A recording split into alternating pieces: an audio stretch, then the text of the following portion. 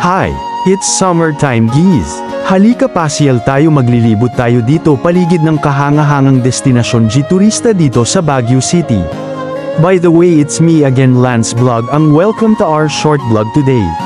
So, ayon nga sa tuktok ng bulubunduking burol na ito malapit sa mga hangganan ng Baguio at La Trinidad ay matatagpuan ang Bell Church, ang sentro ng mga aktibidad sa relihiyon at kultura J-komunidad ng Chinese-Filipino ng Baguio.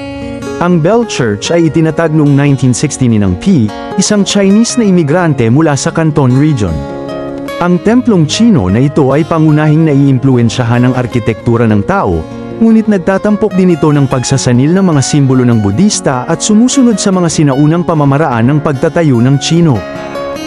Pagtatayo ng Chino. Pagdating sa Bell Church, isang ornate arch W na may mga dragon highlight at Chinese inscriptions.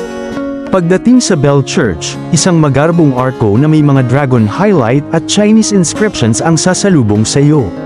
Sa harap ng templo, makikita mo ang dalawang octagonal lotus pond na kahawig ng isang bagwa.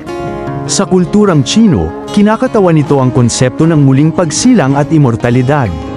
Habang ginalugad mo ang bakuran ng simbahan, na handang mabigani ng mga nagtataasang pagoda, dragon, at estatwa Leon, syempre, ang mga kampanang nagpapalamuti sa Bell Church. Nagtatampok ang mga pagoda ng Bell Church ng mga larawan ng mga santo at Buddha. Makalipas ang magkasalungat ay dragon figure, makakahanap ka ng isang kaakit-akit na koi pond kung saan maaari kang gumawa ng wish. Maaari kang pumunta sa gitnang patio ng Bell Church upang masaksihan ang malawak na tanawin ng nakapalibot na mga burol. Nagustuhan niyo ba ang ating palabas, guys? Sana nga, dahil marami pa akong ibabahagi sa iyo. E-follow niyo na ako, Lance Vlog, for more videos. Paalam!